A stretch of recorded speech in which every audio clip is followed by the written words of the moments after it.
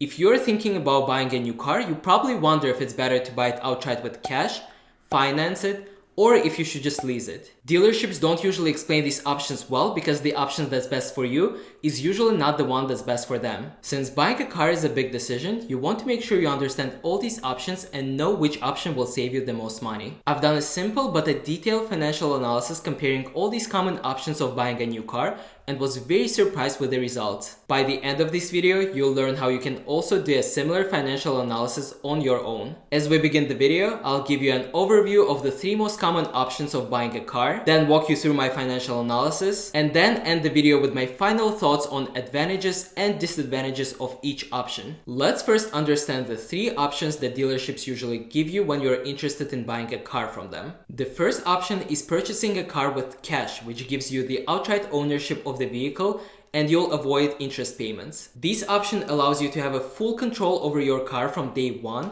and eliminates the need for any monthly commitments. However, the major disadvantage is that it requires a significant upfront investment, which you may or may not have. And even if you have the cash, is car usually the best option to spend it on, or are there other investments that you can make instead? The second option is financing a car, which means taking a loan on it and paying it over a period of time. This option gives you more financial flexibility and allows you to allocate your money elsewhere. On the downside, you will usually need to make interest payments on the loan, and the total cost of the car will usually be higher than the initial sticker price. Lastly, the third option is leasing a car. This option is similar to renting an apartment. You can enjoy the car by paying rent on it every month for a fixed period of time, like 3 to 5 years. At the end of the lease, you'll have to return the car back to the dealer unless if you decide to purchase it from them. One disadvantage of this option is that you may have some potential mileage restrictions and you may be charged by the dealers for excess wear and tear. For example,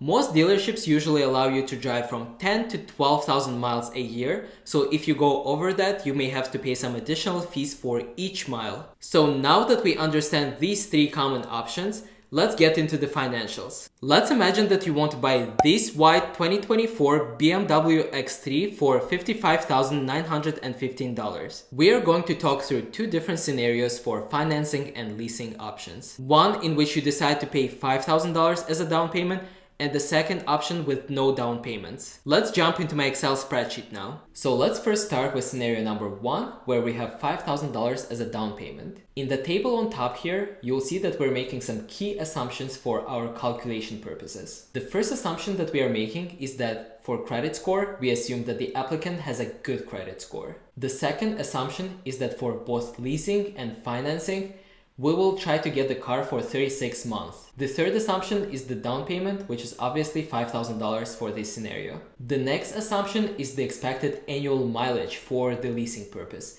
And for this one, I put 12,000 miles. The next assumption is the resale value, or what value will the car have after 3 years. And the last one is opportunity cost, which I didn't add in any of the calculations because these costs will be different from person to person. So I entered these assumptions on BMW's website and I was able to get some pricings from them. In the next table here, we'll look into the price of the car and we'll have 3 different columns for cash, financing, and leasing. For cash, the purchase price of the car is $55,915. Taxes in New Jersey are $3,968. And total fees for the car is $978, which include documentation, title, registration, etc., which brings the total price of the car to $60,861. For financing, the total purchase price and taxes will be exactly the same as the cash purchase. But the total fees will be slightly different because dealerships charge the lien fee of $25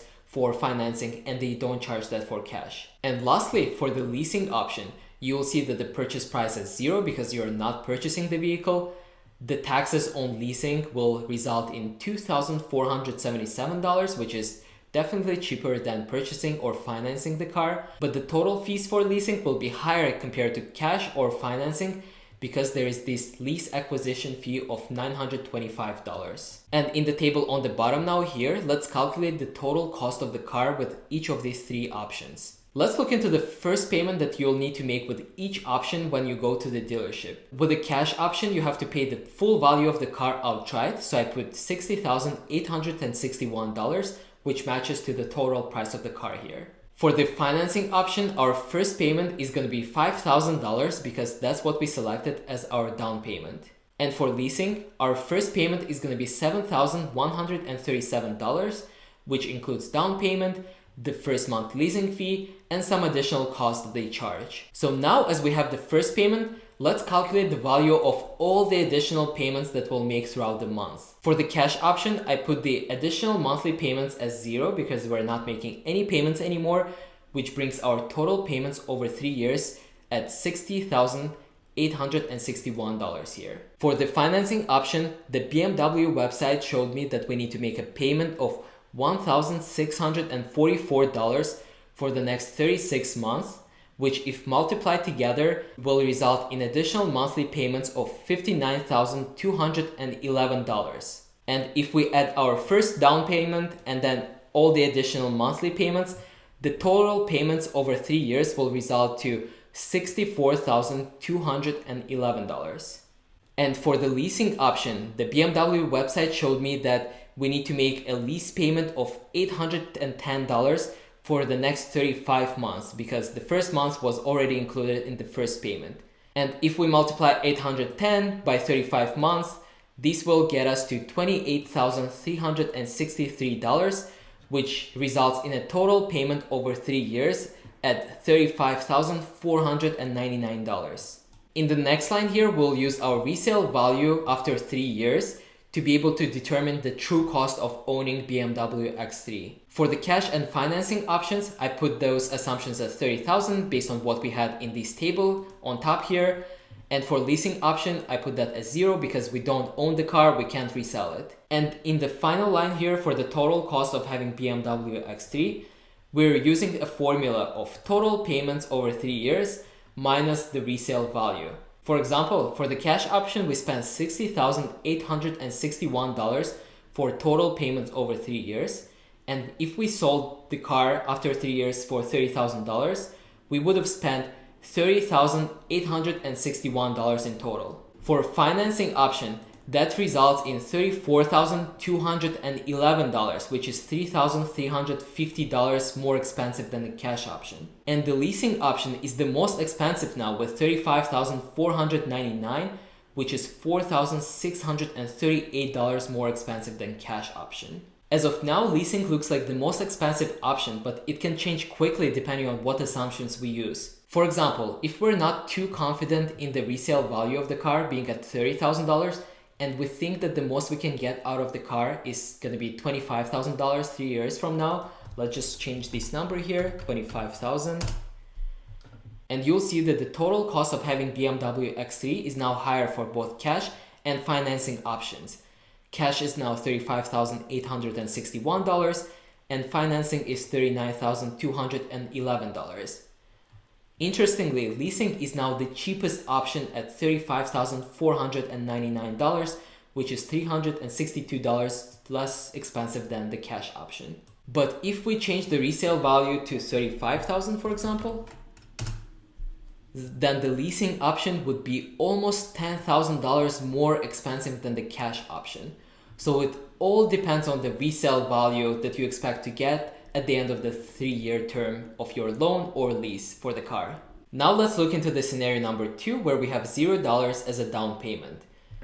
You will see in the key assumptions here, the only thing that I changed is the down payment amount from $5,000 to $0 and nothing else was touched. In the next table here for the price of the car, not much has really changed other than some taxes on leasing, which are $100 or $200 more expensive because we are not making that $5,000 as a down payment. Let's now look into the last table, which is cost of the car.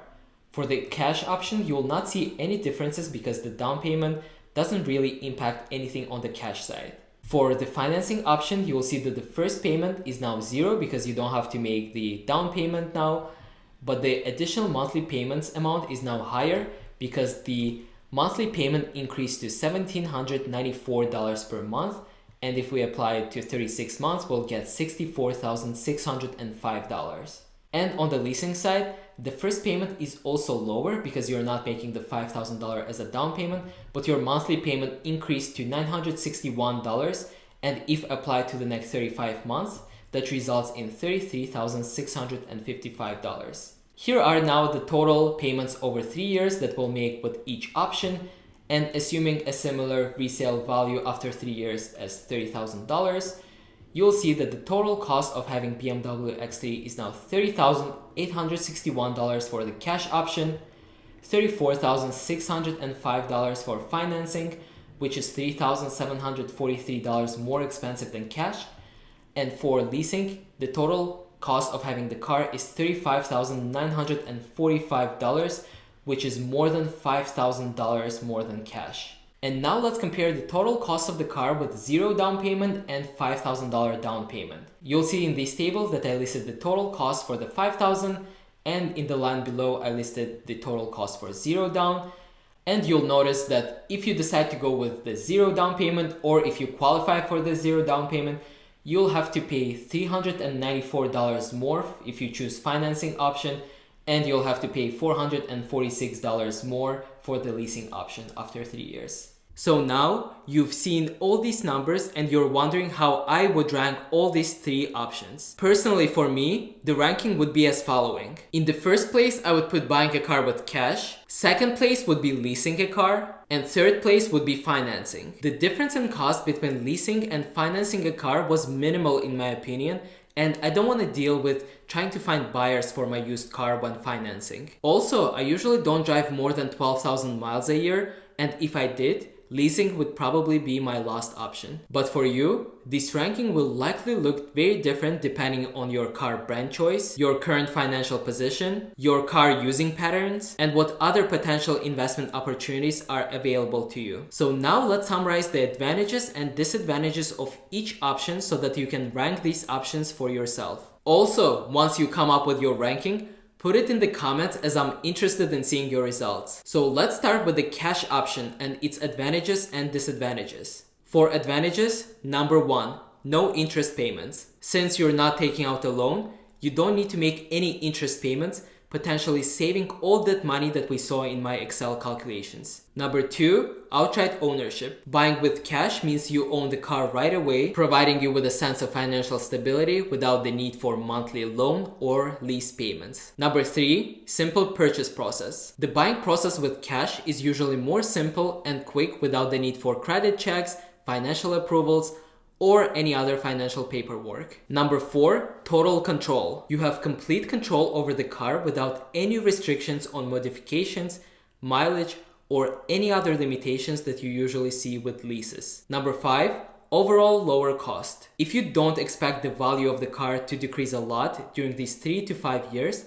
then buying with cash is usually way better than leasing a car. For disadvantages of buying a car with cash, number 1, missed investment opportunities. By using cash to buy a car outright, you may not be able to use that cash for any other investment opportunities with higher potential returns. Number 2, it doesn't build your credit. Using cash doesn't provide any benefit to your credit history or credit score. Number 3, less flexibility. If you are limited on how much cash you can spend for the car, you may have less options depending on what you can afford. Now let's talk about the advantages and disadvantages of financing a car. For advantages, number 1, preserving cash flows. Financing allows you to keep a big portion of your cash for other investments or emergencies. Number 2, building credit. Timely payments on a car loan positively contribute to your credit history, which will also raise your credit score. Number 3, access to better cars. Financing allows you to afford more luxurious cars that might be out of reach with a cash purchase. Number 4, flexible loan terms. Lenders and banks usually ask you to select the number of months that you would like to pay the loan for, so you have that flexibility to choose whatever works best for you. For disadvantages of financing a car, number 1, interest costs. Financing results in interest payments, which increases the overall cost of the car compared to the cash purchase. Number 2, depreciation risk. The car's value may depreciate faster than you're paying down the loan, so you might be paying the loan for the car that's no longer worth it. Number 3, monthly obligations. Committing to long-term monthly payments can be risky because unforeseen events can impact your ability to make those payments. You can hurt your credit score and get your car taken away from you if you are unable to make those payments. And finally, let's talk about the advantages and disadvantages of leasing a car. For advantages, number 1, lower monthly payments. Monthly lease payments are usually lower than loan payments, which makes it a more affordable option short term. Number 2, you have access to new cars. Leasing allows you to drive a new car every few years so you're not stuck with an old car. Number 3, easier end of term process. At the end of the lease, you can easily return the car back to the dealer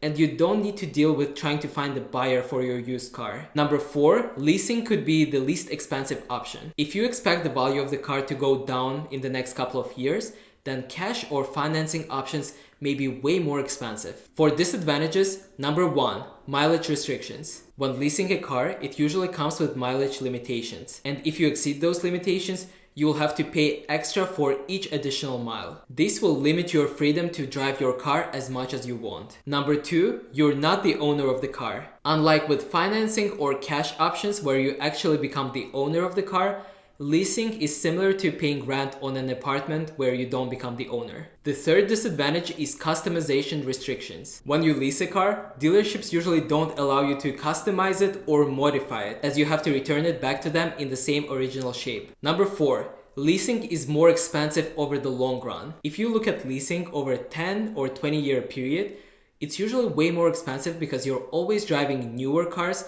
compared to someone who is still driving their old car. So now you can make a well-informed decision when you decide to get your next new car. Let me know in the comments which option works best for you and how you would rank these 3 options. Thanks for watching and I'll see you in my next video.